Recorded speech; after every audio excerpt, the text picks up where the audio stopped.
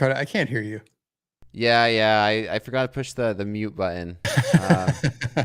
No $5 here. No $5 here. I was I gonna could hear say, you. is it me? Yeah, the chat could see it. The chat could probably hear us now.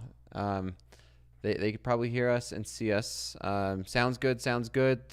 And how about yourself? You can hear me, right, Nick? I can hear you now, loud and clear. All right. How does Nick sound to everybody? Loud and clear. No echo. Everything's nice and clean. Yeah, I know. I probably paid for Jack's house by the time the year's over with how much I freaking paid him for that. Between Hogue and I, yeah, we've definitely paid for Jack's house.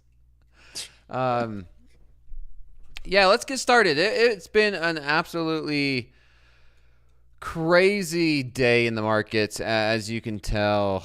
And as you know, Nick, trading it. So let me go ahead and see if I can get a few things set up on my end. Of course, the Topstep risk disclosure that is now in the YouTube chat. We should all know, read, and understand what that is.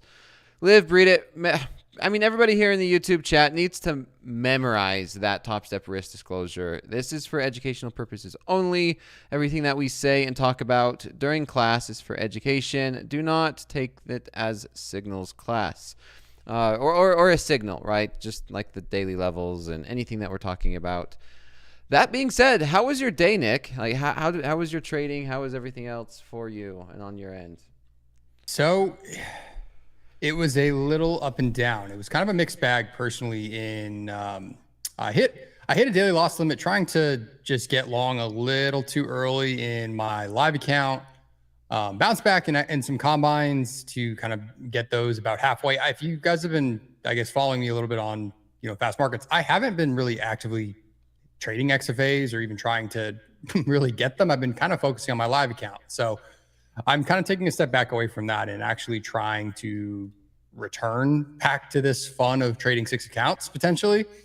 So I started building that a little bit today after I hit a DLL in my live account. But for the most part, this was a kind of wild day. We got weakness early and, hindsight capital rules. And if you kind of look back at today's session, this was a pretty telegraphed sell, and there was no reason for me to be buying it where I was trying to buy it, where as opposed to what I did in the combines later in the day, which is get short, was at reoffer areas. So you kind of saw where we potentially failed, even if we're looking at on my charts on the screen. We had talked about let me jump to yes, so it'll make more sense. We had talked about if we were to lose 5630, which was going to be my pivot for the week, which is this longer time frame point of control kind of area, this high volume edge here, that sellers were pretty much in control. And if we lost 600 and we down to 5580s, it would make sense that all bets were off for, longs, and we got that move. So for me, it was a little bit of some trouble trying to, even follow my own prep, my own plan. But we bounced back and, we're able to, like I said, get about halfway to passing a couple combines that I started this morning. So all good things there, but we're in a little precarious spot. And even the weakness into Globex to start here is something to pay attention to. Dakota, you probably weren't watching because I know you were on Lake Powell, but Sunday we had talked about whenever we did break this balance, I was not necessarily going to be the first person to try to then fade that move if it was not, let's say, news driven as the reason we potentially broke that balance. I was kind of like, this is where I'm going to take sellers a little bit seriously, especially the weakness in NVIDIA, and it could continue. There's no doubt I kind of am looking for a little bit of continuation tomorrow. So I was one of those that was buying it as we were selling. Of course you were. Of course I was, but it was a different trading style. I was scalping the market. I don't think I held a trade for longer than just a few minutes, to be honest. But that being said, I just wanted to review it because I thought this was really interesting. Switching it back to my charts, take a look at this. This is my 150K XFA, and this was today on my trading. I made $4,141. Of course, times that by 5, you can imagine over almost $21,000 today. But I mean, this isn't what I want to talk about, but I want to see, because a single day statistics does not mean anything, to be honest, in the way that I see it. Today, it was a day, and I'm not going to take any view on this saying that. Here is what I wanted to talk about. Made $20,000 in these XFAs, and it was only to the long side. I honestly did not plan that, Nick. I was just taking simple, 5-bar reversals, consolidation, breakout to the long side. Not looking for much either. As you guys could see, I mean, it was very volatile, looking for 10, 15 points maybe on each one of these trades. I thought it was interesting. I look back, I'm like, I don't think I sold this market at all once. Sure enough, I didn't. All to the long side. And yeah, it was definitely a weird day in trading in general when it comes to how far do we go off. Just like you were saying, you didn't want to hold a trade for longer than a minute if you was in the long side. And what's his name on TopstepTV, where he's like, don't come crying to me if you're buying the market or stuck in a long position. And I think it's just a key day to remember that if you are going to be going counter trend, make sure that you're getting in and out, see profit, take profit. You are having a tight stop loss. It's okay to go counter trend. You just have to know, just like Mohammed said, don't go crying to anybody else but yourself if you're caught in a long. It's okay to take a long if you're scalping on a different time frame. But you're looking at this NASDAQ on an hourly chart. Where was the buying opportunity? Like there wasn't a single green candle today. Basically since 5-6 a.m. before we opened up, and still again tonight as we're speaking, Nick, we're sold off. We're touching and we broke below 18,900 as we're talking. We're seeing volatility in slow markets, and there's just no buying opportunity in terms of reversal or green candle. And there's always an argument to say there's a buying opportunity. But there has been no moves to the long side outside on when you're looking from like I don't want to say a higher time frame, an hourly time frame, 5-minute, holding a trade for longer than 5 or 10 minutes. But the way I was looking at it, as you guys probably see me trade, I mean, if you do start to zoom in, you could see it's a lot harder. I mean, I was making this a lot harder than myself today. Looking for these longs, it was a lot easier to short it, and I probably would have made a lot more money to short this market rather than find opportunities to try and buy it. And then, of course, the more you zoom in, the easier it is to see the little scalp to the long side that it's there. It's a lot harder to manage. It's a lot harder to catch. It's like threading a needle. Sometimes you can do it. Often, more times than not, you're going to get caught in a bad position. You hold a trade for longer than just 2 or 3 minutes, you're already down, you're negative. And if you're not able to close out your trade when you're down and letting it run to your daily loss limit, then it could get really ugly really fast. You said you hit your daily loss limit. Is that right, Nick? Did I hear that wrong or not? No, I did. I did early. It was probably the first consolidation that we just were struggling in the first 15 minutes or so to kind of boost out of on NQ. I don't even remember where it was. It might have been in the threes, wherever we got kind of an initial, bounce, maybe 10, 15 points, and it just walloped me twice. And then from there, tried to get short, and then naturally you kind of just get chopped up as we're making the next decision to go lower. So yeah, just a tough day, but then, bouncing back. And then I pretty much sat on my hands and all my other accounts, personal accounts, and other things. It just didn't make sense. And clearly I wasn't reading the market that well in that, time frame. So pretty much locked it up for the day after about the Euro close when I had caught a nice short in those XFAs, in those combine accounts. Yeah. What do you think of the market now? We just broke through the session lows during the New York session. We just broke through 18,900, and we have sold off 50 points since we started this. We are it's starting to get ugly. Let me look. Are you seeing anything? What are you looking at the markets? This is such a big continuation. We were at just basically the other day we were at 19,600s, looking to. I was even talking about maybe a test or a break above 19,700s, and now here we are breaking down 19,000, 19,800s now. We're holding below 19,800s, and the only thing that I'm starting to see is, maybe we have some support back from July 25th, July 30th that, had some type of support there. The next level will definitely be right around, 18,700s, the mid 700s, 18,750 could be a decent area to wait for the market to pull back. But until then, this thing is getting scary. This reminds me of the beginning of August, and here we are at the beginning of September, and we're kind of seeing something similar. Not as fast and dramatic yet. But yeah, here we are. We broke through what I thought might have held a little bit as support. We did have, maybe that candle on, August 14th. Nothing there.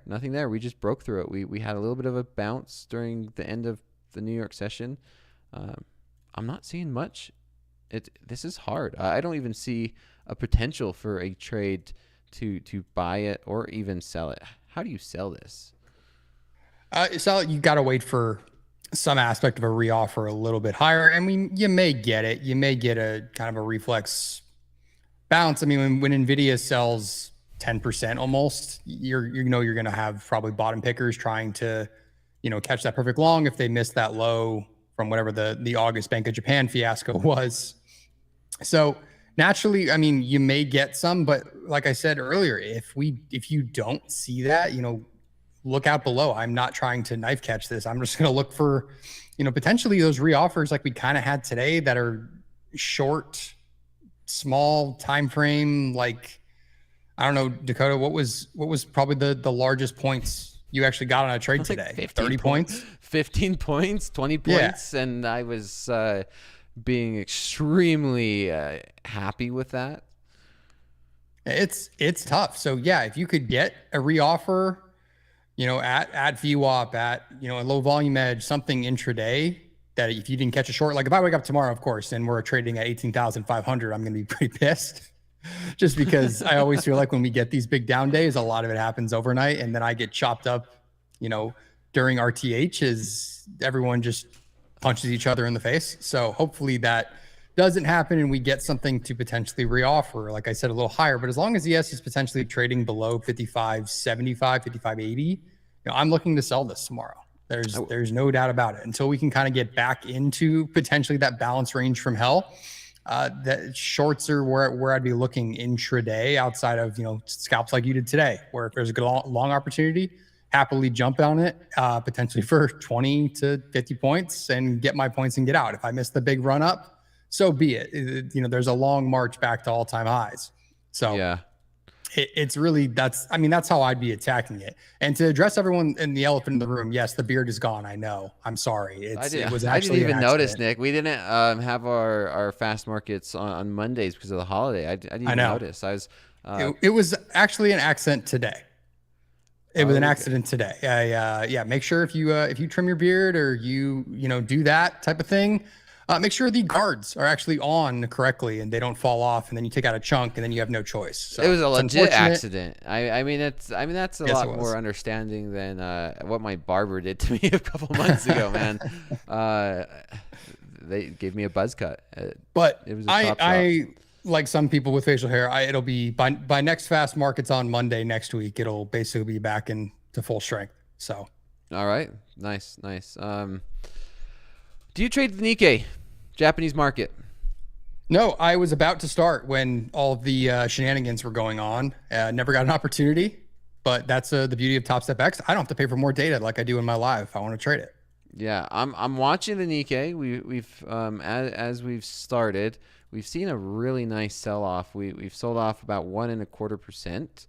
From the high. We went up 37,600. We sold all the way down to 37,150, 160. We're back up and we're having a little bit of a pullback. We've had a pullback to 37,320. I'm actually thinking and taking a consideration on a short here on the Nikkei. I'm not sure. I'm very interested on possibly taking a short on the Nikkei. We've had that huge sell-off. We are at a level that could become support here. That was support back, in the middle of August 19th, and we're seeing some buyers step in. But I wouldn't be too opposed to a short. It's that same feeling that we got in the NASDAQ, right? We sold off so far.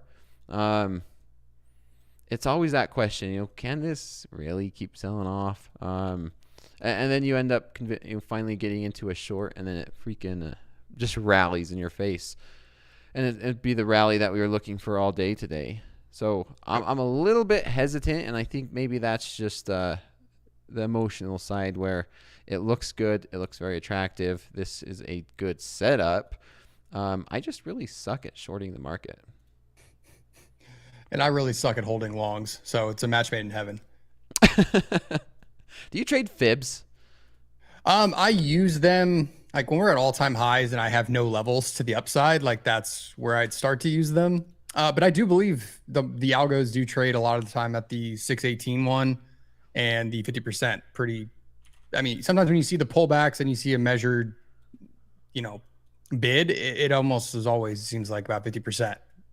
So there's definitely some logic there. I don't actively use them on I guess on a longer time frame. Yes, I like to just visually see. Okay, yeah, we're about we dropped 8%. Now we're back up 3.5. Okay, well, where's that 4% line? Fair enough. Fair. Yeah, I like that. And how about oil? Let's go ahead and touch base on oil. Then we'll move on to our regular program to take a look at gold. Gold right around 8 p.m. Central. We've been seeing a spike in volatility. And so maybe we'll see even a big spike in volatility based off the way the market's been trading. But crude oil, do you trade it? What's your thoughts on it? We've had that huge sell-off. I was a little I was a little concerned last night. I was looking for us to have a continuation and maybe a test of $80 a barrel. However, we did not. We sold off and we made a lower low, and I was seeing a lower high, a lower low, and for me it was just I didn't really want to touch oil because of that. And sure enough, today we just dumped. We went from $74 a barrel down, and it looks like we're touching and testing $70 a barrel. The next level I do have on crude oil is around 68. I moved to the daily chart, and near the end of last year, basically December of last year, and then June of last year, we did see these 68s come into play. And yeah, I think that's where we're headed. I mean, the way this market's looking, yeah, $68 a barrel can be very, very realistic. Maybe even, dare I say, $67 a barrel, that the way this market's going.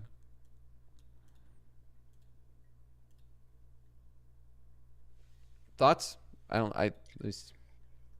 Yeah, when I was covering crude on Sunday for some light prep on it, I didn't have a good read. I think it's been kind of just trading like a hot mess, to be honest. Nothing was like jumping out to me of like, yeah, I really want to long this at these lows, and this was why I potentially wouldn't have. I was even looking at it today to try to long around 71, and I'm very happy I didn't even make that attempt. That would have been somewhat ugly as we get continuation here. I do agree with you. I do think I'm just not a fan of fading, I guess, longer time frame. Overall trends outside of intraday scalps and things like that. So I wouldn't be surprised if we didn't rebid off that 71 level. We probably are going to continue lower here. Yeah, that's up to D. Marcus Darker D is in the house, staying up late. I can imagine for her. Says Livia restarted production, so that played into the move. I know over the weekend when I finally got back into phone service, I seen something about an oil tanker strike, and so I was like, wow, I'm surprised we haven't just skyrocketed up whenever there's any political news. And yeah, that was not very long lasted. I do see some bids coming in here right around 70, 69.99, 69.90s. I mean, that's not a lot, but it's biggish size for this type of a day, right around that big round psychological number 70. Market Starkety cannot sleep. Well, yeah. I don't know if they've released this on Topstep TV yet, but yeah, this is going to be fun. Next week, if anybody does not know, I'm getting a team together. Me, you, Nick4atick, Market Stalker D, others trying to get a schedule. And you might see a lot more of me coming up on the 11th, 12th, and 13th. So glad to see you in here, D. Definitely need to get that sleep because you're running that London session, and there's been a lot of movement overnight. And yeah, there's been so much movement overnight, and here we are starting to sell off again. And now I have that regret here on the Nikkei, saying that I really wish I would have gotten to that short that I was looking for, but a little bit of emotions got in the way for that. Team as in TopstepTV takeover. I'm working with the team, and we're gonna see about me being on while they are gone on what do they call it? A company retreat, company business meeting. Not 100% sure what I can call it. That being said, let's continue on to gold. Same question, Nick. Do you trade gold, and what's your thoughts on gold? Let me pull up gold so I can actively see it. Yeah, we'll switch it to your charts. So we had talked on Sunday about basically looking for longs around that 52. Gosh, I'm so used to yes. 25-20 type level, which was pretty much the bottom end of kind of this consolidation range that we've been in since we made a new all-time high and broke 2,500. I'm actually pretty bullish on gold. Do I actively trade it? No. I've had about one good gold trade in the last 6 months. Made me a few $1,000s, and every other time I've tried to trade it, it's just usually a hot mess. So not something I actively trade, but I am pretty bullish on gold. And I do think potentially if we can hold above 25.20, 25.19, I'd be looking to long it if I was actively going to trade it intraday. I don't necessarily do that, but I think, eventually if you take out Goldman Sachs making, I think, unearthly type claims at new all-time highs and ridiculous numbers that some of their people are at the desks are throwing out, that didn't make me very bullish when I read that today, but I do think it's going to keep going a little bit higher. So I'd be looking for longs to go retest that all-time high. I'm liking it. I've had a target myself of 2,600 even. After we start to break out of a lot of these, I mean, we're making higher lows, right? And here we are again in gold. We've had a little bit of a sell-off since we came down from those 2560s, but this is an interesting zone. We've obviously we had a nice bounce and immediately run back up to these 2560s when we were around the 2510s.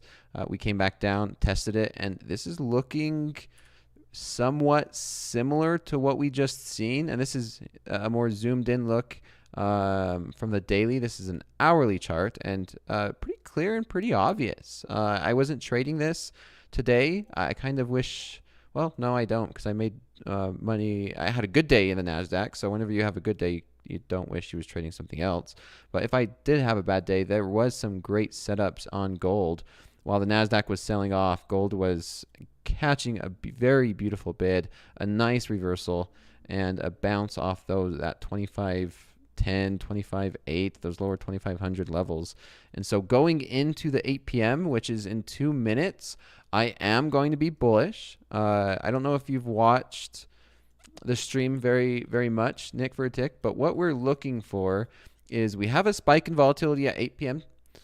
Here in gold, and sometimes we wait for a nice move, the initial move, and then we take a reversal, kind of like an opening trade. We have a move, we wait for the reversal, and then we get into the reversal trade, or we just take a breakout. So right around 8 p.m., if the market breaks in one direction or the other, completely, we get in using a buy stop. We're just getting in. Oh, there we go. Had someone else's charts. Getting in using a stop order, getting out on the breakout trade. But let me review that on the hourly chart so that you could see. I'm not sure if I was sharing on that one, but there it is. Hourly chart, you can see, is very simple and straightforward. This was resistance. We broke out. This became strong support. back on August 22nd, and we rallied all the way up to 2560s. We came back down, tested the same zone, and we're bouncing off of it again. So, is this going to be more of the same? Are we going to see what happened on August 22nd to August 23rd happen again? I would like to see that. That would be very nice to see this support become support again. Equities are dumping. Well, Yeah. wow. Yeah. Pretty ugly NQ candle there. And the spread is getting a little wild, about 2.5 to 3 points at a time. Yeah, I'm seeing that. That is not looking. This reminds me of the beginning of August. It feels like it. It feels like it. That Nikkei trade just, god damn it, like that. What the heck? I mean, it would have worked in the weakness in the Nasdaq right there too. Yeah. Yep. Dang it. Gosh, dang it. There. Sometimes do you remember the trades you don't take can be just as frustrating as the ones you don't. Always. That usually bugs me more. That's the type of situation that it just keeps me up at night a little bit. Like I don't know what it is. Maybe it's the competitiveness or how I beat myself up more than I probably should on some of those trades, where it's just like I'll just think about it for too long. When I miss one of those and the read was right, but I don't trade overnight like you do, so I try not to let my Globex reads that I miss, bug me too much. But those still hurt. Yeah. Okay, here's a good question for you, Nick. Your biggest regret in trading? Sizing up too quickly. No question. What about a trade that do you ever have that trade where you just wish you would have taken it, but you did not? I mean, yeah. There's a number, man. It really depends if we're talking futures, we're talking options, but for me, it really was in the beginning. It was, I guess how I say this, I was short into October 22 CPI, and I was right. And then I thought I knew everything there was to learn about futures, and I sized up very quickly and had a bad time shortly thereafter.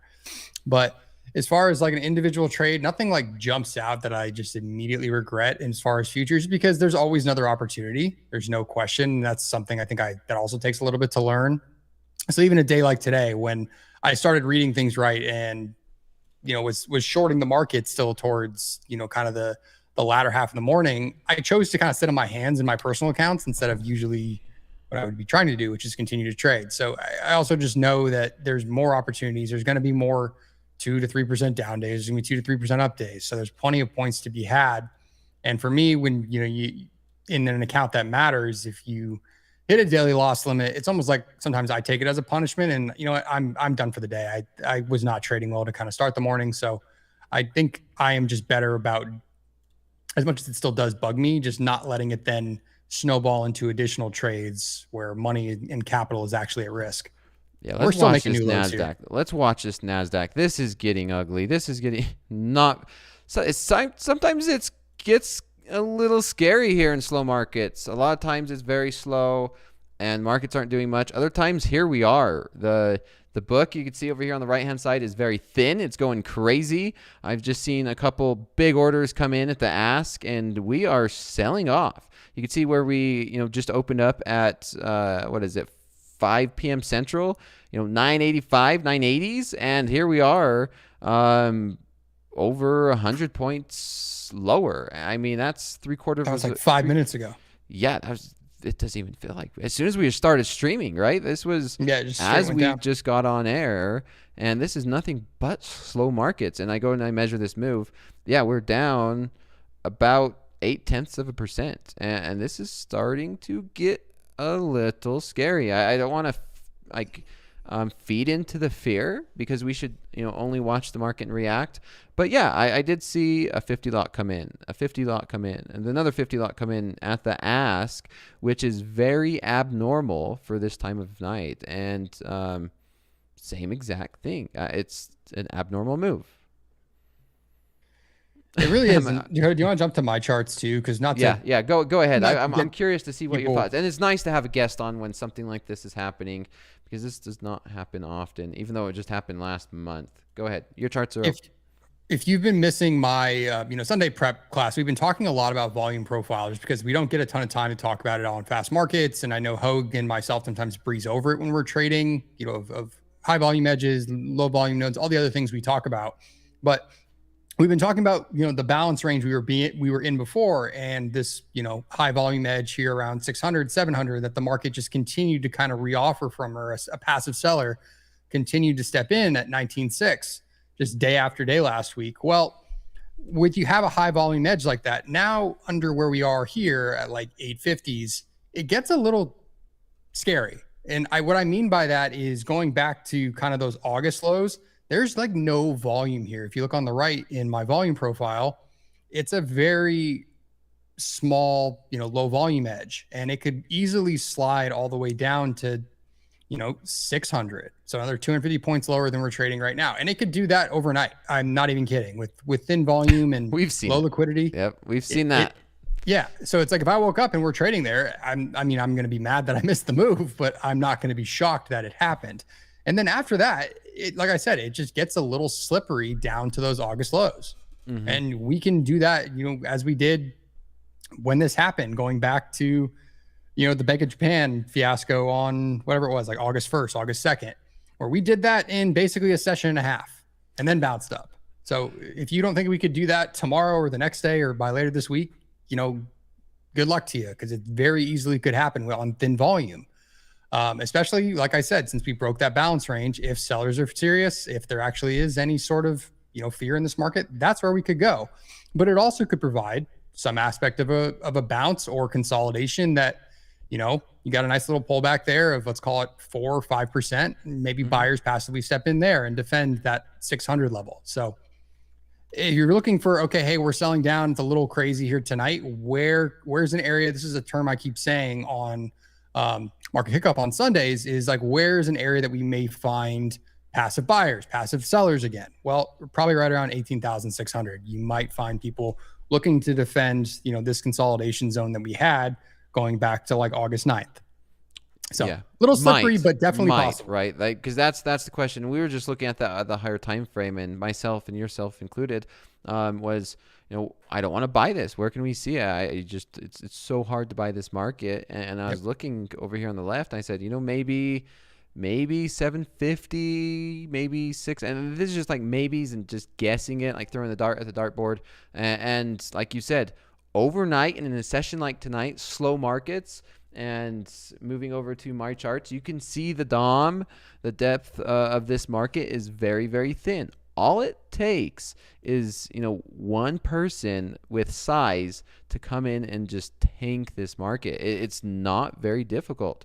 Earlier, as we were just watching this little sell-off from, 18,900 down to 18,850, 50 points. I came in and I watched, a couple orders come in 50, 50, 50. If somebody was just like scared and got a phone call and say, hey, I need to get out of these 2,000 contracts now, I don't care what price. Where are they going to get those 2,000 contracts, right? You could scroll down and you could go up and add all of these buyers, and by the time you get to 2,000, we might be down there to 18,700 below that before that contract and before that order gets filled. Now, of course, that's on the extreme side, but it's not impossible. That's definitely not impossible when you have a thin order book. And I know maybe yourself, who looks at the DOM and the volume, and I'm sure if Coach Jay, he sometimes listens to slow markets or joins me for slow markets. He'll be on here tomorrow, and he looks at that, and it's the same thing. It can get very, very scary. And Coach Hoop is mentioning your favorite VIX. The VIX is back in play. It is. I had called out, I think last week, that we were starting to see some vol buyers hit the tape for VIXpiration this week. They were buying the 30 calls, and like I said, it was September specifically was the expiration. So I don't exactly know if that was for this week's, or excuse me, not this week's, I think next week's VIXpiration, whatever it is. But we were starting to see volatility be bid, and that continued again today. So you could make the claim, is that a seasonality play, just knowing that September and October tend to be some of the weakest weeks in the market and some of the most highly volatile. Yes, the seasonality play could 100% just be all that was, but we started to see somebody big coming in with calls to buy the VIX. So I'm in the camp where as long as it's above 20, man, and you know, be careful, size down, widen your stops, and, you know, be on the side of momentum. Micros too, man. Micros. Rate decision. We have big news. It seems like we always have big news every single week that's affecting these markets. In no way would we expect a 100+ point move during this time during slow markets. I mean, here we are. The Nasdaq is down. You know, it was down 0.8% during a very, very slow period when the market typically doesn't move. And here we are once again. Here we are. This feels like a beginning of August. We're selling off. It's very scary to buy it.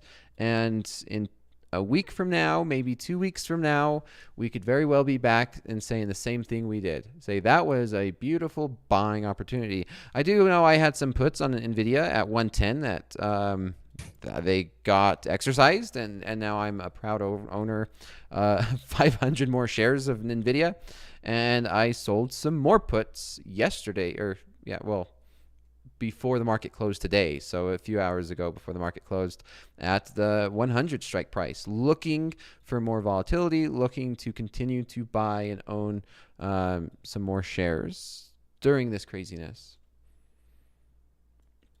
You're a wild man.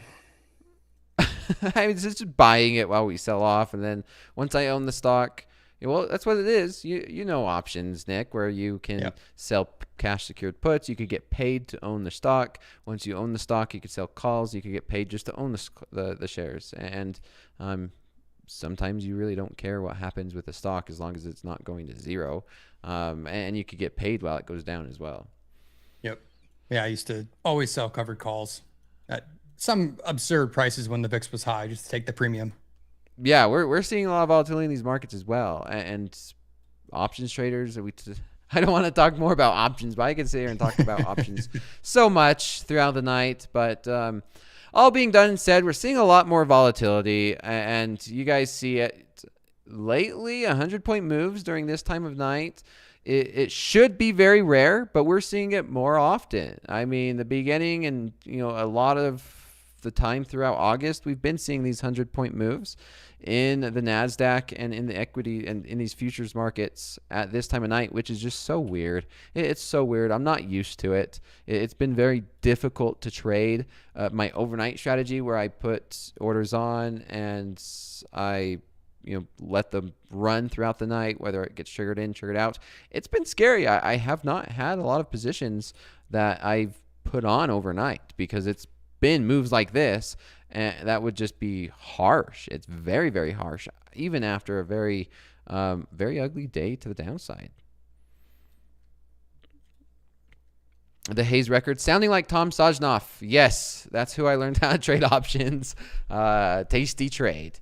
A few questions for you, Nick. As always, as we're going through this, we kind of haven't talked about gold, but I'm okay with that. Gold has been just a goose egg, and we're seeing the volatility in the Nasdaq and these other markets, and it's been a lot better of a conversation watching this sell-off, talking. And so if you guys have questions, ask them. There's no gold trade tonight. I almost jumped into a Nikkei trade. I missed it. It was spilt milk. It would have been great. I freaking missed it. But a couple questions for you, Nick.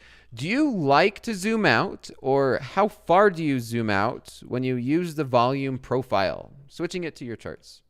Yeah. So typically for me, I operate, if you guys have ever seen me trade, I execute on a 1 minute, which for some people is insane. That's fine. But I don't do that as that's not my chart. That is just how I like to kind of view price action in relation to just like how you use 100-tick charts sometimes.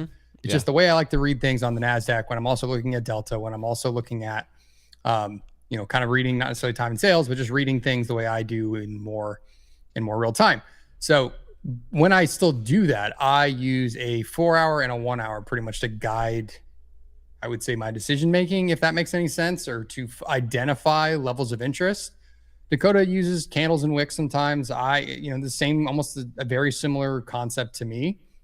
Is just going to be looking in volume profile for, high volume edges and low volume nodes. So on any of my charts, you'll always find a visible range volume profile, which you can grab inside Topstep X and add it to the right side of your screen if you kind of like my style of doing this. But when we're talking about, hey, different levels, that's how you can start to identify things. And I'm going to jump back to NQ because that's typically how I define certain levels. And without going into more of, I guess, truly what I put and how I color code things. And if you've ever seen my trading view charts, it looks like somebody had a small seizure at times, just because I use a lot of different colors, but usually meant, I think Jay likes to use the term, and that level meant something to someone. So when I observe, let's say, reversals on a 4-hour wick, what happened there? Did I see the delta flip from negative to positive? Did I see a very large seller step in, on time in sales with the 500 lot or 150 lot on an NQ, and then price immediately reversed out of that and rallied 70, 80 points? Those are things I typically would mark, and I do that on a 4-hour time frame, usually. So it all kind of encompasses how I start to use my strategy or implement my strategy. But for the most part, I like to use 4 hours to kind of find and define those support and resistance levels with a different kind of spin that I threw on it. So it's not just I'm looking at nothing but wicks and low volume nodes, because everybody and their mother could do that, and it has no edge to a certain extent. So I take it a step further, usually using other things like delta and other things that I just kind of mark myself. But for the most part, yeah, that's usually how I kind of do it on longer time frames. For me, it's an easier way to make sure, okay, yeah, if I'm fading something intraday, if I'm on a day like today, like you somehow making $5,000 almost, being on the wrong side of every trade in theory, it's a way that you can still do things like that and not blow yourself up, because you are in theory fading a longer time frame trend. So it keeps me on the right side of at least momentum on a longer time frame, but it doesn't mean you can't make money that way like you did today. Luck. Sometimes it's luck, guys. Like I said, you continue to be consistent, put yourself in the right place, and sometimes luck knocks the door. Of course, it's okay to be lucky as long as you're managing risk, and as you're trading, you'll run into that same situation. I'm sure you've experienced that a lot of times, where like you review a trading day or review your week. I'm like, oh man, maybe that wasn't the right thing to do, but you ended up making money, and sometimes luck can be a part of it. But you want a big enough sample size and be confident in your trading that you try and eliminate that as many variables as you can, eliminate the luck aspect, eliminate bad luck, good luck, eliminate anything that you can throughout sample size, right? Just like flipping a coin. The odds of flipping a coin and getting heads or tails is 50-50, but if you hit heads, and heads, you're like, oh, that was unlucky, or that was lucky, depending on what you were calling. And you're like, what the heck? But even though you don't think the coin's rigged, that it's 50-50. But that's part of it. Today, sometimes you have days like this where the market continues to sell off, and you're like, wow, every one of my trades was to the long side, but I ended up making money. I just really got lucky trading against a trend or counter trade or whatever I was doing today. It just luck. I'm not going to say that today was skill at all, outside of just risk management, money management, getting in and getting out. Because I know that when I am counter trend trading, see profit, take profit. And so that is maybe that is a little bit of a skill when like, hey, this is counter trend trading, see profit, take profit, cut your losses short. I just call it money management, and the results were a little bit on the lucky side. Hey, when it works, it works. Yeah. 2 more questions. You're popular tonight, Nick. Here's a few questions. Do you filter time and sells? And then what is delta? I do.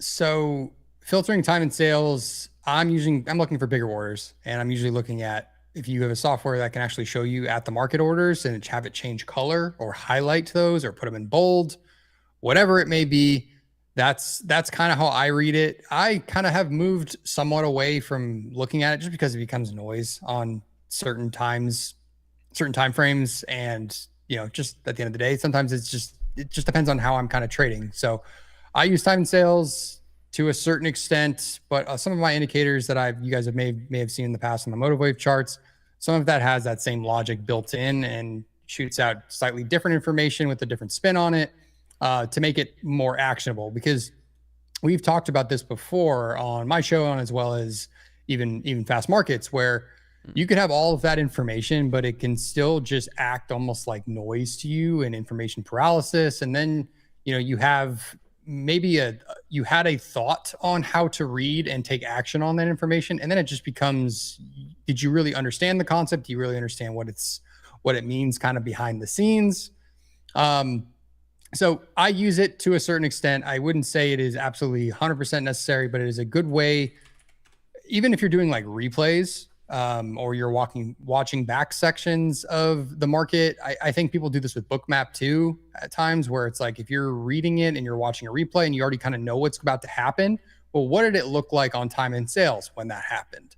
What did that reversal look like on Bookmap when you kind of watch it back? And then you start to understand and identify patterns that can occur via time and sales. So when you see a bunch of 100 lots, let's say on ES hitting the market repeatedly, but price isn't moving, that's where we kind of shift into delta, where you may be seeing iceberg orders without realizing you're seeing iceberg orders. So back to my logic of like information paralysis, if you don't necessarily know what you're reading on time and sales or how to interpret it, it can just become a bit of noise. So that's kind of the gist, at least how I use it.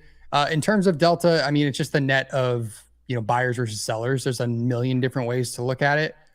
You can look at it as a total, or of the total days volume. You can look at it by price, like I do. You can look at it even in candles. I think TradingView released delta candles. I don't know how accurate they actually are, but I think it can give you kind of the total net. I think it changes the width of the candle or something like that. But that's basically delta. It's just a net of the buyers and sellers. And how I typically would use it is on a price by price basis on like something like ES, to see icebergs, to see absorption, to see things like that, where it just allows you to kind of understand. We had a ton of net sellers, let's say at a specific level, but price didn't really go below it. So they, in theory, were getting absorbed at the low of the day, at the initial balance low, whatever it was. And then you can use that as, in theory, a support level going forward for the session, just knowing there was a very large negative delta or positive delta at a specific price point. So that's how you might hear Hogue or myself typically talk about it on the show. But there's a lot of ways to kind of interpret what it means and what's happening based on, is it a positive delta or negative delta? But yeah, there's a million ways to read it, but that's kind of the gist. It's just a buyers versus sellers. There's probably other indicators that can even tell you similar things. Yeah. Now my camera, I had to reboot my camera. I'm always struggling with the battery, but that's okay. Like, man, that's some good in-depth stuff. Taking a look at the market before I touch base on that again, we are continuing to sell off. We did sell off. We got to a new low at 826, 825.5, and immediately we bounced. We bounced basically 30 points from that. So immediately, 30 points down, 30 points up. This is just crazy. Coach Jay's in the chat. I mean, maybe all three of us will have to get together one of these evenings for a slow markets and a nice watch party or market party, and just talk markets, right? Where nothing's going too crazy. We have a time we could talk more in depth about the DOM, talk about liquidity, and how you guys are viewing the market, because I'm very, very interested. And hopefully a lot of traders are part of the same, where we're always continuing to learn. I'm learning a lot. I've learned a lot from Coach Jay. I've learning from you, Nick, and then my trading buddy Rips, who, like you said, has spent hours and hours and hours watching the order flow, watching Bookmap, and is able to recognize these patterns, whereas from an untrained eye, you're looking at it, it looks just like a mess. And I was trying to do that one of those days, for fast markets, and I'm like, I'm in a short. No, I was in a long. Rips was in a short, and we're in at the same time, basically the same price. We're opposite each other, and I'm like, yeah, this is looking bullish. This is looking bullish. And then Rips comes in. He's like, hey, I'm seeing cappers at this price. Cappers at this price. I'm like, I can't see anything. It looks good to me. And then I'm just like, you know what? I'm just going to close out. I got flat, and then he got flat, and then the market just tanked. I'm like, he's seen something I didn't, and it's like this thing you don't see from a technical standpoint when you're looking from the technicals, and vice versa. It's beautiful. It's a beautiful thing. It's like reading the tape or understanding it from a more in-depth level that I'm not the best at. I'm great at technicals, but that is something that I'm continuing to learn on, and I'm glad to have Coach Jay and you on for that. So maybe we could get something arranged. I'll see if I can arrange it. Maybe all three of us can all get together and start talking, and maybe I could just listen and learn, and I can run the show a little bit. Yeah, you can you take a stab at Andre's job here. That's that'd be hard to replace. I mean, people joke, but Andre has a tough job. I mean, he makes it look easy. He's got to wrangle the chat. He's got to wrangle all of us, and everyone's yelling over each other some days, and it's just like he's got to keep everybody in line and then still make it entertaining and then still bring energy. I give him a lot of credit because doing that day after day, especially in the middle of the summer when some of those days are dead, or some of those segments, are just the market's doing nothing. Yeah, and then he takes shots, he rolls with it. Thick skin. You have to have thick skin when in this market. Trust me, guys, we see the occasional trader come in here, and people who do not have thick skin do not last very long in this market. That's just a fact. It really is. What goes on behind the scenes, man, there is definitely, you need some thick skin. So that being said, I'm not really seeing any trades. Usually we have a gold trade to talk about or some type of a trade to talk about. It's been a very slow session in gold, but really fast on the NASDAQ. I've been watching the NASDAQ. I'm not seeing anything, even if I was going to say I want to force this trade in order to talk about it, that I feel confident enough to say, yeah, let's go ahead and take this trade for the sake of education. I don't even see a trade good enough for that. But I did want to point this out because I have the DOM, I have the depth of market over here on the right-hand side. And I wanted to explain this because you started at the very beginning saying, wow, this is a big spread. And sometimes it does get very thin. You could see the difference between that bid and an ask over here on the right-hand side, where it could be, 2 or 3 points. This could also be the power of micros, where scaling down and using smaller size, there is not as much of a spread in micros, right? And, maybe you don't have to deal with that as much, trading just, a few micros here or there, rather than going straight in for minis, and the market could just do exactly what it's done, is sell off 30 points in just at a blink of an eye, and then rally 30 points and get you into a bad position. So much easier to trade micros in a market environment like that. But there is a limit. Don't just throw around like 50 micros at a time. Trade it with a reason. Whether you're scaling in, scaling out, and be conscious. Micros do cost a little bit more in terms of overall commissions versus minis.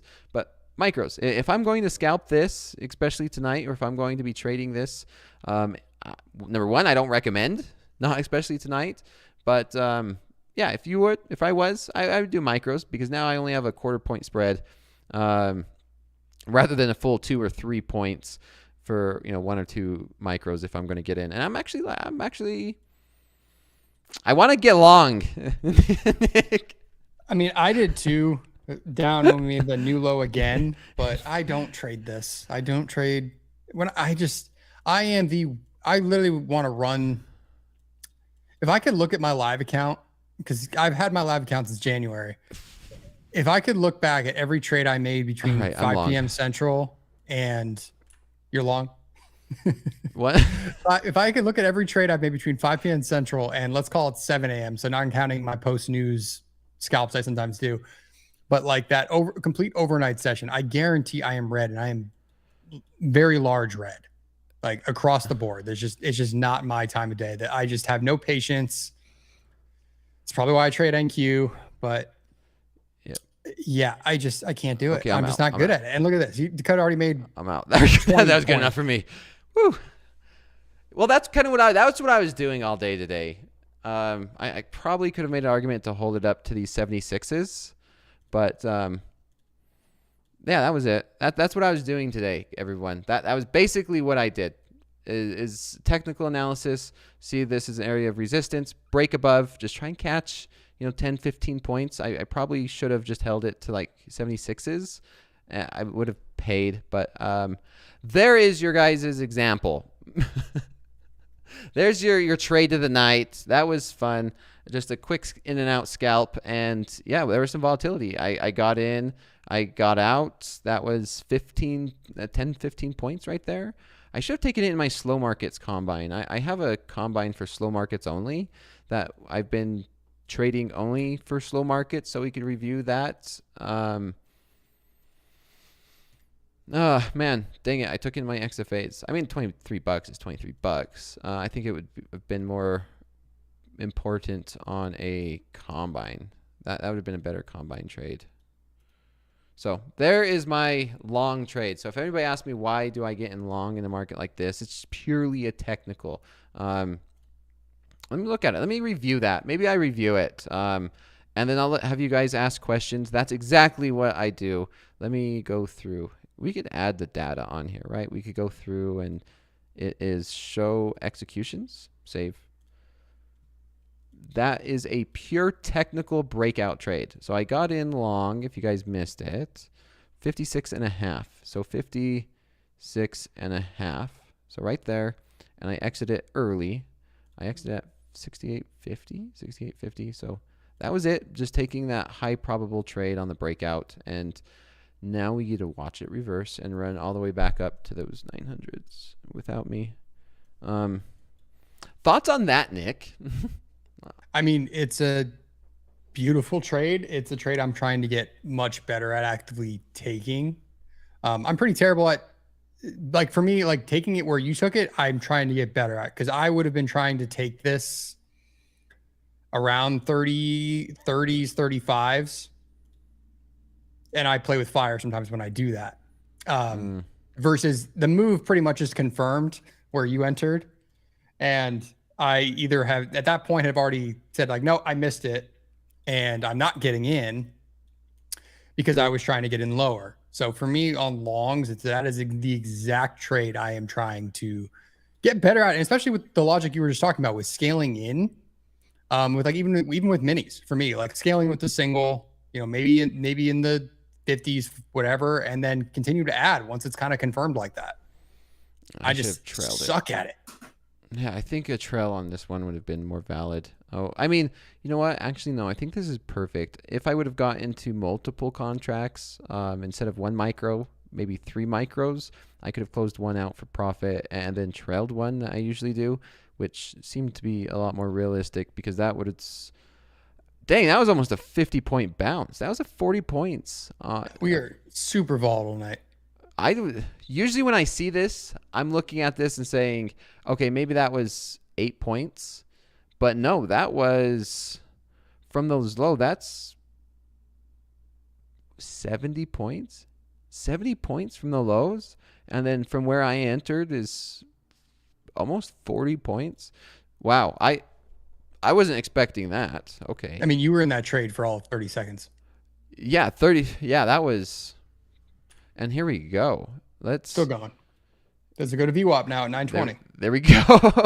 Breaking back up above the 900s. 18. I need to get used to saying 18s. I'm used to 19s.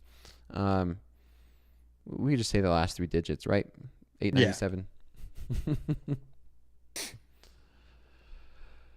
Well, slow markets is not slow. That being said, let's go ahead and move on. I mean, this market's entertaining, and we should be watching this. I mean, it's pretty volatile. Maybe I see another trade set up that I can take in here. Do you short this? It would be the next question. What's the VWAP? VWAP's 920? 921 and change. Coach Jay comes in and says, a lot of news in Asia and Europe tonight. Let's see what's on the docket. I do personally need to get better at paying attention to what's going on overseas.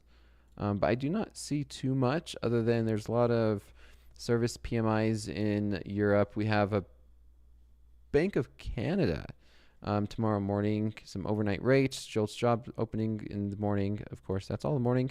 I'm not seeing anything. Looks like most of the Nikkei is due to the weakness in the semis that are listed on that index. They're getting the carryover. So that's probably what we are seeing a lot of this dump from. With that makes sense. That would make sense. And we're starting to recover. Is Nikkei recovering pretty good then off that? Oh yeah, wow. Nikkei's already back up. Yeah, that should show you the volatility as well in the Nikkei. We had a 1.25% sell off, and here we are back almost up above there. 1% rally, all in the span of 1 hour. So 1.25 sell off, 1% rally in 1 hour in the Nikkei. I mean, and we've had, what is that? 125-point dump, and then almost 100 points right back up, and we've been on the air. Going. Yeah, VWAP. You said VWAP's at 920?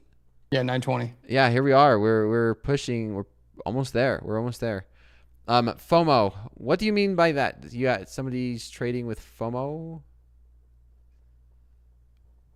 It's fun. Trading's fun.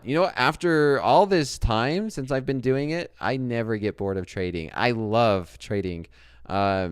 Just never let the emotions get into your executions. That's hard. That's a hard balance, Nick. And you can hear me. It's boring. Real trading's boring. We talked about that before we got on, and I could sit here and be super bored. Maybe eat some dinner, watch some Netflix, maybe do some, I don't know, answer emails and have the charts up.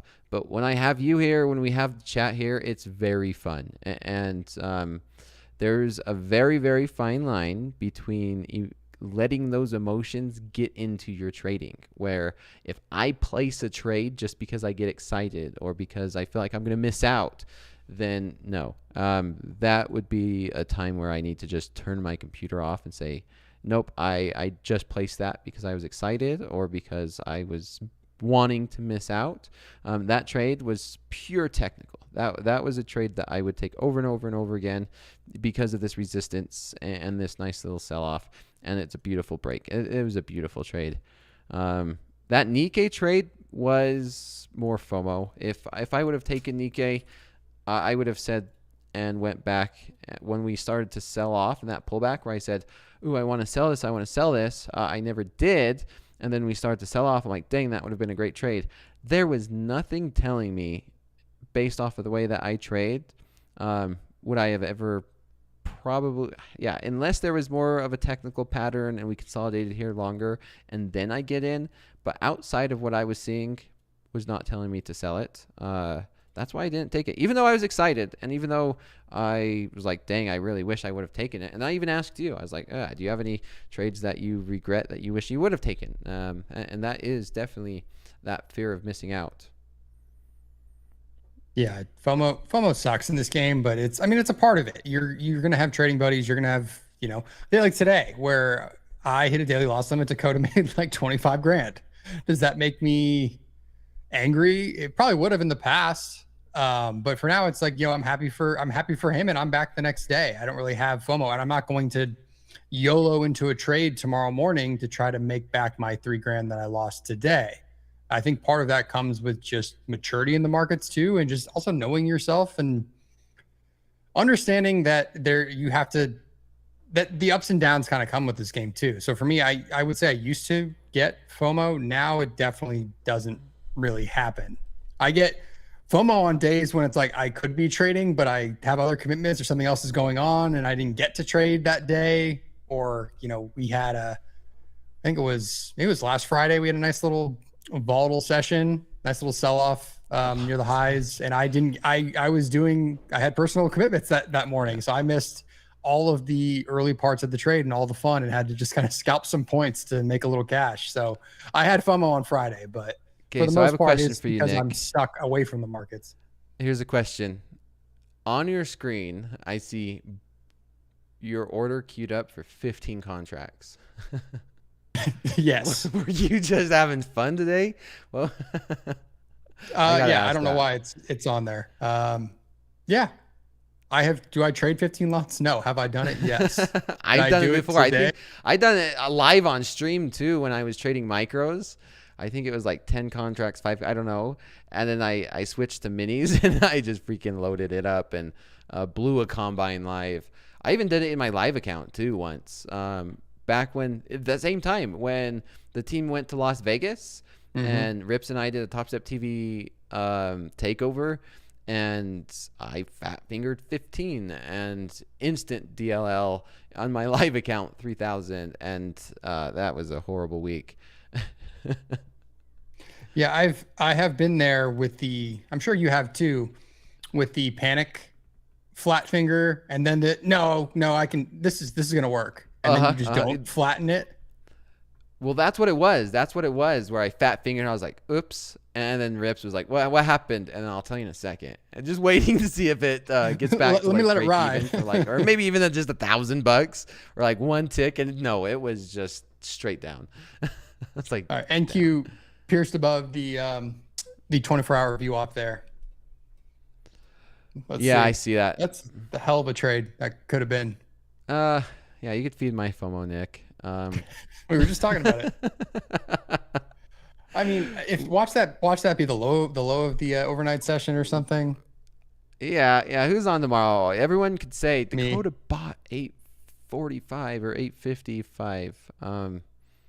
Yeah, I mean, and obviously with hindsight, that looks nice now, right? Now that we've made it, trades always look good after the fact, and you could always find a beautiful pattern, be like, oh man, that was such a beautiful trade.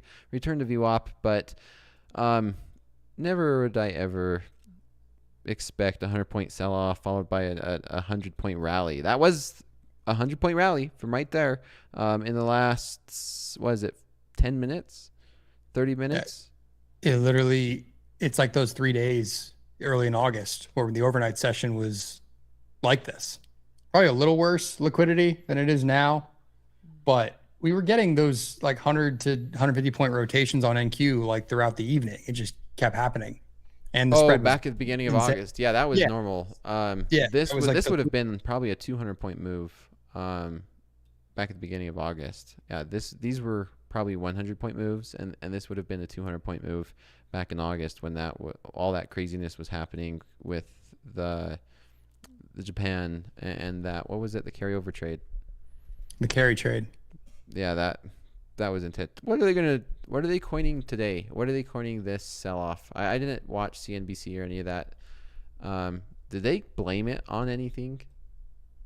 I don't think so. And then it came out that NVIDIA was subpoenaed, which I really don't think is probably the reason. I know there's always somebody that knows, but I just can't necessarily see that being the only reason that we kind of had this sell. It also looked like a rotation out of tech into other defensive names and other things. So it just, everyone sometimes panics when we get like a 2% down day. Like, these things are healthy. These are good, especially if it's like, no, real buyers are going to step in. Like you were saying, hey, where could we potentially buy this? It might be 200 points, 300 points on NQ lower than this, but if the dip buyers are back, you're going to be looking back at this saying, hey, NVIDIA at 106 was a great buy. Oh, I'm a dip buyer, Nick. I'll buy NVIDIA, or I'll sell puts all the way down. Also, in September, it's just one of the weakest months seasonality wise ever. And if you factor into an election year, it just fits that we may even have a 5 to 10% pullback during this period. Do you remember my outlandish call earlier this year? I sent you a Discord message saying SPX 5000 by October. Maybe this is that. Who knows?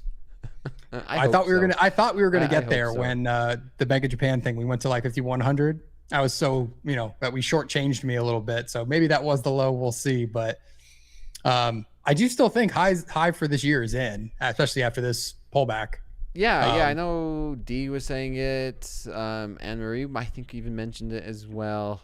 Some traders coming in here saying September's historically been a negative month.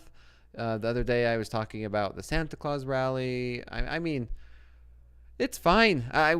It's going back from an overall perspective, right? I mean, if you zoom in, it looks a lot more dramatic. But then when you look at it from an overall perspective, um, I mean, how's that not a healthy market? I'm over here looking at the daily chart, and yeah, how's that not a healthy market? We zoom all the way out to the beginning of the year, back in January, when, yeah, I mean, January, and then even January 2023, we were down at what, 10,000, 11,000, and that's a healthy market. That is a healthy market. We haven't really had much of a pullback, since 2023. No, it really was the, first couple of days of August. That was the only real pullback we've had this year. And even us going back to 5,000, it's only like a 10, 12% pullback, whatever that number actually is. If I were to measure it. Yeah, let's see that big sell-off. It's saying 17%. Am I reading that right? From all-time highs here in the NASDAQ, that pullback was 17%. Yeah. So, yeah, that's a healthy market to me. Just some volatility, of course. We're still above March, May's, and yeah, I would love to see a further continuation, and we'll see. Not as dramatic as people might think. Yeah. Like we even on the S&P, like even us pulling back from these recent near-term highs at 56.70, whatever it was, back towards 5,000, that's like 10, that literally is 10%, which is basically where we were trading back in May. Last time we had a 10% dip, it was a great buying opportunity, right? Yep. So we may get it. You have seasonality on our side. You have a high VIX. You have an election year. I mean, it's just gonna get weird. This is what we've been talking about for a few weeks, man. It's just size down, trade micros, trade smart, and you're gonna make plenty of money because points may be here to be had. Yeah, that's a nice thing we have about day trading, right, Nick? Yeah. Where it's a new day every day. You can look at the market flat. You start the day flat. You have that opportunity to buy, sell. And I think to just continue on that note and some positivity on why the beauty of day trading, the beauty of using a prop firm is such a wonderful thing. And we have such a beautiful opportunity for just that. We flatten at the end of the day. We start a new day. We have the ability to not trade our own capital. And so you're not going to be sitting there blowing your own personal account on this craziness, on an unexpected move. And yeah, I think that's important to remember, to know that we are day trading. It's okay to get in and out of positions really quick, scalping, holding for an hour, holding for 2 hours. We're kind of talking from a longer term perspective. We're looking at the overall view of the market. We're just talking about the market. We're saying, hey, we're 10% from the all-time highs. But as a day trader, that doesn't really matter sometimes, to be honest. Like, sure, it's great to keep in mind when we get to key levels to see how the market's going to react. But I don't really care. I don't care when I'm day trading at Topstep using this account. I'm using technicals. I know David Green, I'm going to be on with him tomorrow during Power Hour. Same thing. It's like, hey, what's the market doing today? Okay, I'm going to trade that. I really do not care what the heck is going on around the market and around the world. I'm just going to trade what the market gives me and what I'm looking at right now. Exactly. I feel like sometimes we do lose sight of that exact fact that you can get in and out of positions in seconds. That's why I love futures. That's why I moved to futures. The whole idea of making the old 9 to 5 daily salary, let's call it, in 3 minutes, because you are strategic about an entry, get in and out, don't really care about anything. It's always like the I always laugh sometimes with some of the macro people on Twitter, and it's just like, no, I only care about the next 30 seconds that I'm entering this trade. I do not care what's going on in certain parts of the world or certain things. It's just I'm using this short time frame to get 5 points on ES, whatever it is, and I'm in and out, and I'm going to close my computer down the rest of the day. It's beautiful. Yeah, we're gonna go. for example, I made that quick $20 and I'm going to go use that to pay for dinner. Or I mean, it was times 5, right? And then the percent, just go do the math. But yeah, I love that. Real quick before we end, let's go ahead and do 2 quick trader statistics. Just to summarize, Nick, we are doing trader statistics. We'll pull a couple trader statistics from the chat. So if you are here on YouTube, the traders who do, post their statistics each night in my Discord channel on the Topstep Discord. I take a few minutes at the end of each session, and usually I'll review 1 or 2. Nick, let's go ahead and do this. I have 2 of them. We're going to be really quick tonight. I'm not going to spend a lot of time because traders have really liked me talking more about strategy, talking more about the markets, and then spend a little less time on the statistics side. The first week I did it, traders loved it. I love seeing that. Learning how to review statistics. It's all recorded. Every night it's recorded. You could go back and rewatch. But here we go. I'm going to pull up my charts. And here is a trader. And the first thing that they said is, give them some love. Hit the daily loss limit today. Any advice for next time? So here we are. Looks like, let's review and see that. I'm just real curious. I'm going to be really brief, but you ask for it. Of course, I'm going to do my best to give you that love. Trading the combine, you are only in this combine for 5 days. If you see anything, Nick, as I go through this, let me know. But other than that, what happened? What happened? It looks like you let it blow up on one trade. This looks like one trade. You were buying the NASDAQ early in the morning, and maybe 2 trades. You're buying the NASDAQ.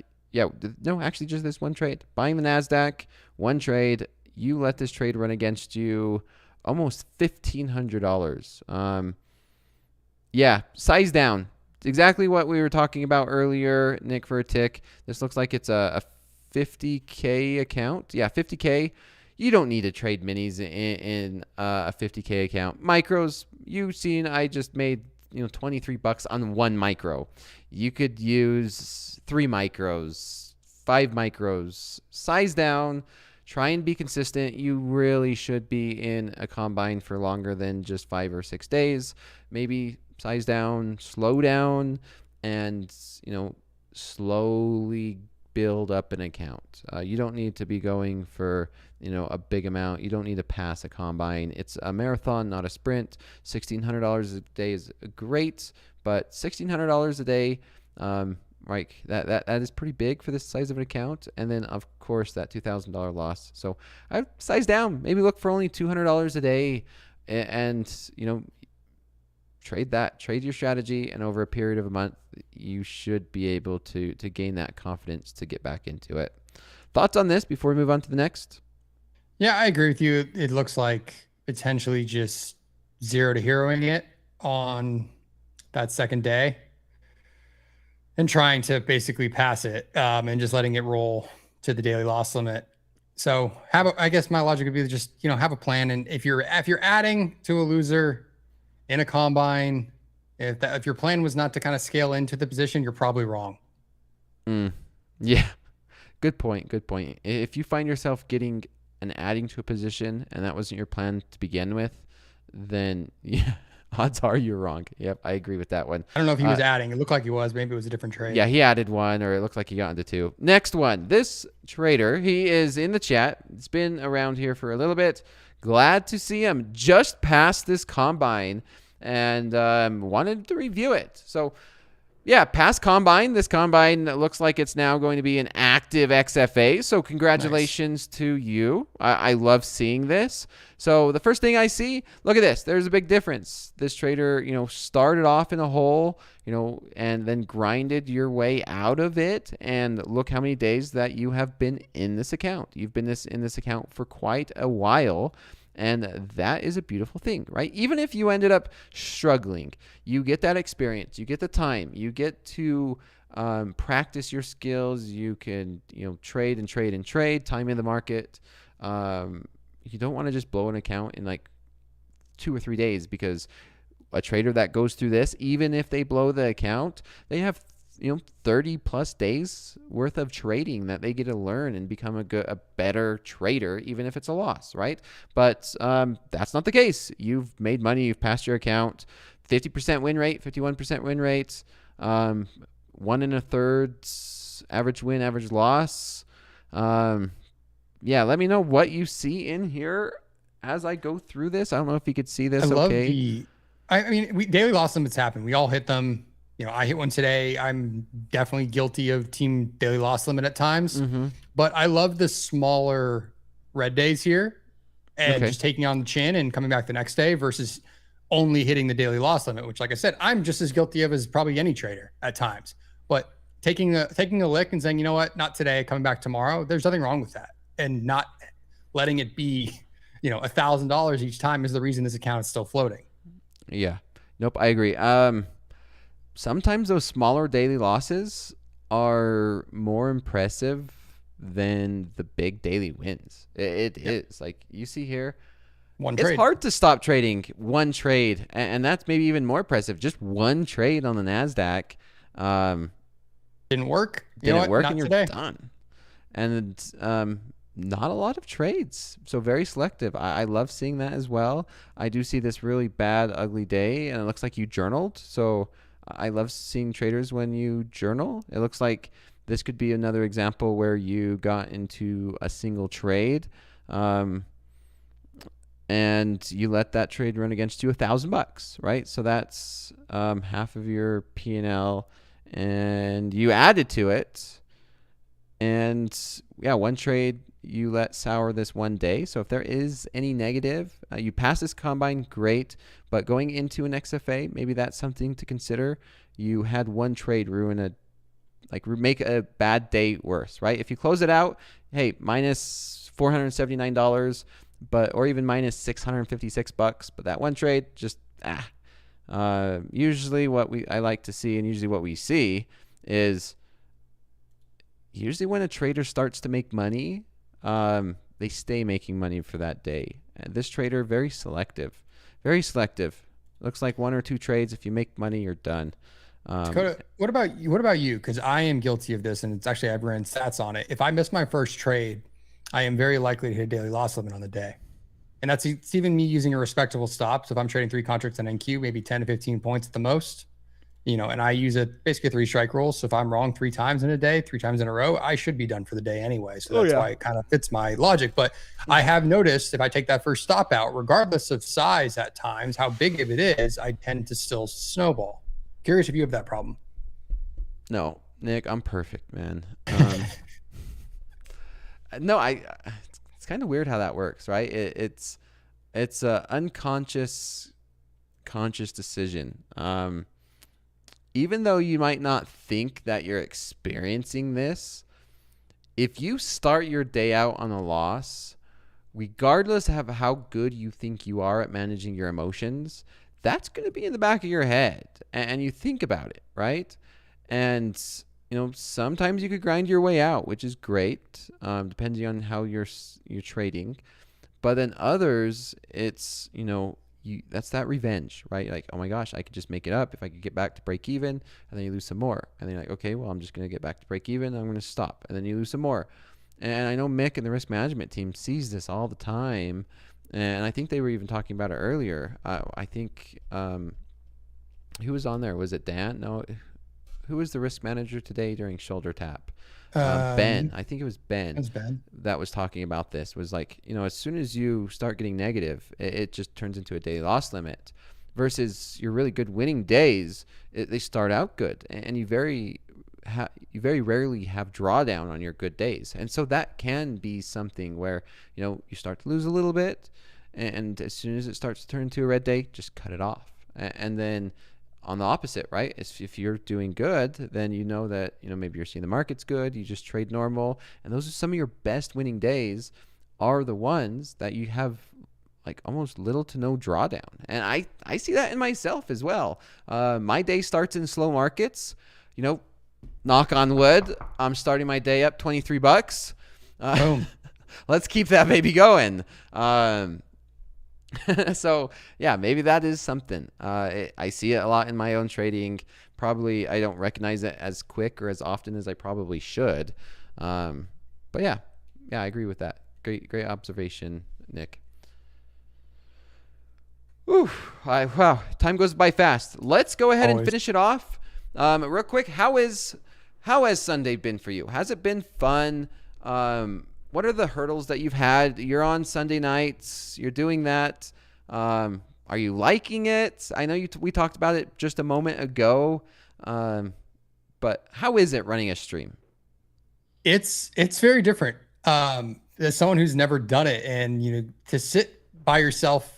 And okay, so here's the other thing too. I guess we all, I would hope, have done your own market prep and just kind of articulate, hey, what's going on this week? What happened last week? And what is the rough idea that I have going into my trading week? I hope we're all at least doing some aspect of that. And I've been obviously doing it subconsciously for years. To now do it in front of an audience and articulate my own inner thoughts, especially, I think I was coming back from vacation. I think you did sell markets, whatever it was, Sunday night or Monday night, coming back from Lake Powell. So you might have felt this too, but sometimes it's just like you're getting almost like a raw version of almost my first look at the markets at times since Friday. And, it's a little different. And it just, you guys are kind of seeing just, hey, this is the first pass, or how I'm thinking about things, how I attack a week. But it's going very well. I think people are enjoying it. If you have not tuned in, we are live every Sunday at 4:45 Central. I do a very educational type of market prep, just an idea of how I'm thinking about it. We talk about levels. We talk about volume profile. We dive into random concepts that people have questions about for my trading or just different things. So if you have not checked it out, feel free to start tuning in or check out one of the recordings. I think I said this on Sunday, but my prep from 2 weeks ago actually made sense going into this week because we were still in the same damn range that we just couldn't leave until this morning. Yeah. So, but yeah, it's been enjoyable. It's just so weird to sit there and talk to yourself for an hour and a half every week. I know you do it almost every day, but that was an adjustment for me. You hear echoes and you start replying to yourself is when it will start to get crazy. My grandma, I'm sure this is a little bit of overtime, but I come from a small town, a coal mining town, and there's this guy that worked in the coal mine, and I came over to my grandparents and working on the roof, and the story that she would tell me was this guy would talk to himself, and when my grandma woke up one morning, he was on the roof working, and she ended up making lunch and some sandwiches for 2 or 3 people because she thought 2 or 3 people were working on the roof. And when she looked up, it was just him, just talking to himself. Great guy, great worker. Of course, was able to do the roof for cheap, and it's such a superb job. But man, yeah, talking to yourself is one thing, but when you start replying, then that's something that you might raise a red flag. Luckily, I have you here to keep me company. I have the amazing community in the chat to keep me company, who can reply to some of my craziness. But yeah, other than that, thanks again for joining me, Nick. I know it was fun. We couldn't get to all of the questions. I know we always have a ton of questions to go through. One of these days, maybe we'll just do a full Q&A with everybody that is joining me. But before I end off, one last question to you. Did you catch Power Players today with Linda? I did not. It is on my morning coffee listen tomorrow. I watched it. I'm going to go rewatch it. Man, the fact that she was on there and what she was talking about, you pay good money for that. I mean, that was some amazing stuff. It's crazy to me that Topstep puts people on there for free on YouTube. Link it. Yeah, do we have that link? Andrew in the chat, do you have the link to the Power Players? It was today during TopstepTV during the day show. Man, 40 years running a hedge fund, and she went pretty in depth. It was a lot more in depth than I thought. It was a lot better than I thought. Now, I had good expectations going into it, and I'm not just hyping it up because it's already over, right? And talking about it or promoting it and getting traders to be excited about it is kind of over.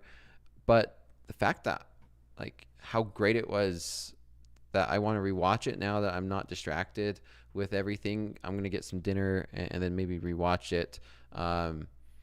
There it is. There it is. Oh, you found it. I just put it in the chat as Dakota was talking. I think that should jump you, hopefully, to, if not, scroll to 11 a.m. Central for power players. Yeah, she was dropping some gems for sure. So, all right. Well, that's all, everybody. Look forward to seeing you tomorrow night and also tomorrow afternoon during Power Players. Tomorrow's Wednesday, not Power Players, Power Hour.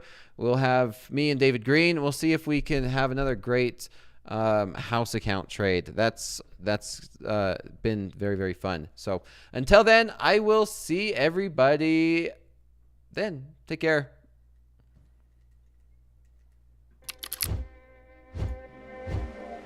Awesome, buddy.